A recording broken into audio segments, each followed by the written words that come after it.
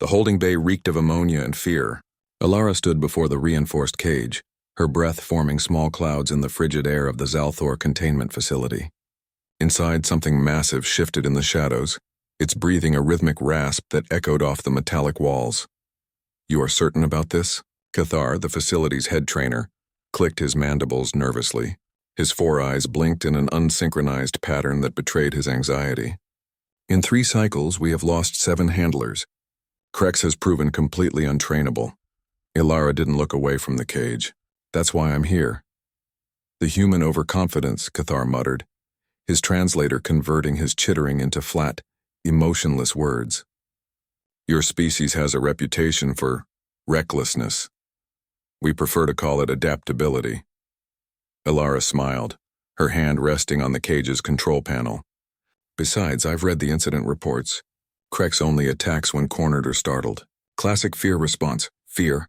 Cathar's antennae quivered. "It is a Vexnari predator. 3 meters of muscle, claws that can shred duralloy, and a bite force measured in desperation," Ilara interrupted softly. She turned to face the alien trainer. "You've been treating Krex like a monster, but every report shows the same pattern. Loud noises, sudden movements, aggressive posturing from the handlers. You're triggering its defensive instincts." Cathar's silence spoke volumes. Around them, other facility workers had gathered, maintaining a careful distance. News of the human handler's arrival had spread quickly. Humans were still relatively new to the Galactic Union, their homeworld admitted only 2 decades prior. Their reputation, however, had grown exponentially, impossible to kill. Insanely persistent, frighteningly adaptable, and most disturbingly, they had an uncanny ability to befriend the most dangerous creatures in the galaxy. "I am required to warn you," Cathar said formally. "It bites anything that moves. The moment you enter that cage, you will be in mortal danger. The facility cannot be held responsible for..." "Understood." Ilara placed her palm on the scanner. The cage door hissed, beginning its slow retraction. "Now, if you'll excuse me." She stepped through the opening before Cathar could protest further. The door sealed behind her with a decisive clang that reverberated through the bay. In the observation gallery above, a dozen species pressed against the transparisteel windows, watching with morbid fascination. Inside the cage, the temperature was even colder. Alara's breath came in steady puffs as she stood perfectly still, allowing her eyes to adjust to the dim lighting. Slowly, the shadows coalesced into form. Krex was magnificent. The creature's body was covered in midnight black scales that absorbed light, making its exact dimensions difficult to perceive. 6 powerful legs ended in curved talons that scored marks into the reinforced floor with each subtle movement. Its head, elongated and crowned with backward-swept horns, swiveled toward her. 4 amber eyes, each the size of Alara's fist, locked onto her position. The creature's lip curled, revealing rows of serrated teeth designed to tear through flesh and bone. Ilara smiled. "Hey there, beautiful," she said softly. Her voice was calm, almost melodic. "You've been having a rough time, haven't you?" Krex's growl was a subsonic rumble that Ilara felt in her chest. The creature lowered its body, muscles coiling like springs. Every alien in the observation deck recognized the posture. Attack imminent. Ilara slowly lowered herself to the ground, sitting cross-legged on the cold floor. The movement was deliberate, non-threatening. She made herself smaller, less imposing.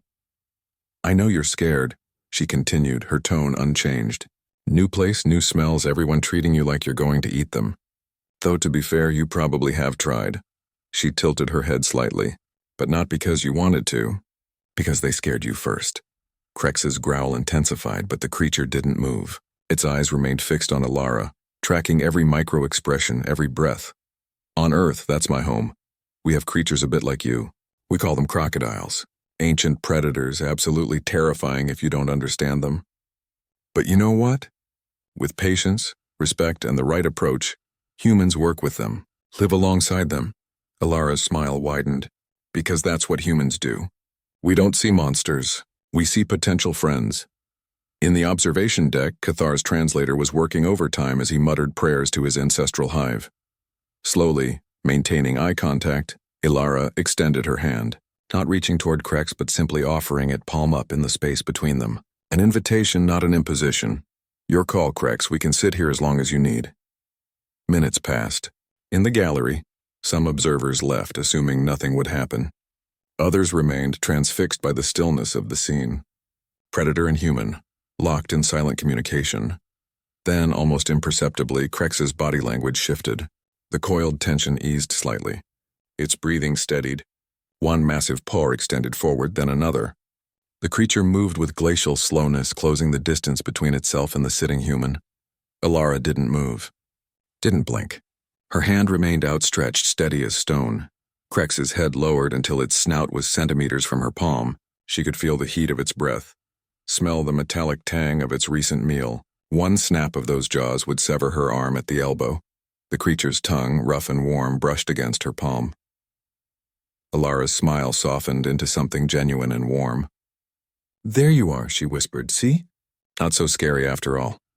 Maintaining her slow, deliberate movements, she raised her other hand and gently placed it on Krex's scaled head, just behind the horn ridge. The creature's eyes half closed, and a sound emerged from its chest, not a growl, but a deep, rumbling purr that resonated through the cage. In the observation gallery, Cathar's mandibles hung open in shock.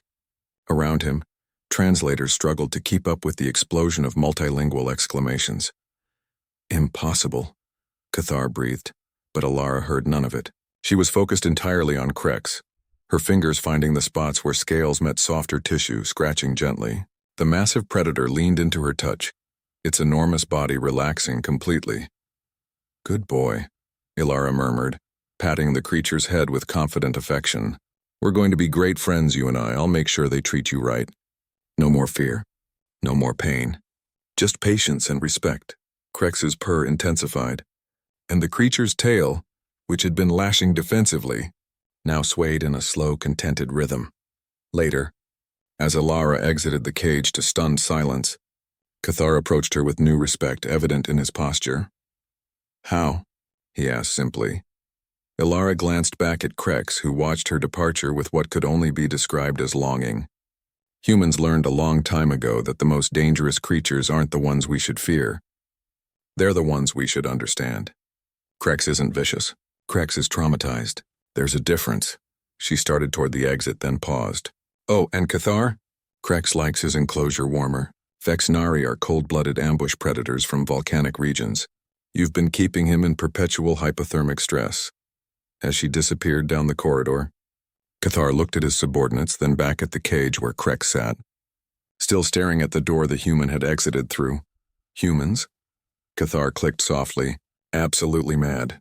"All of them." But he immediately ordered the temperature increased. After all, one did not argue with someone who could pet a Vexnari predator and live to tell about it.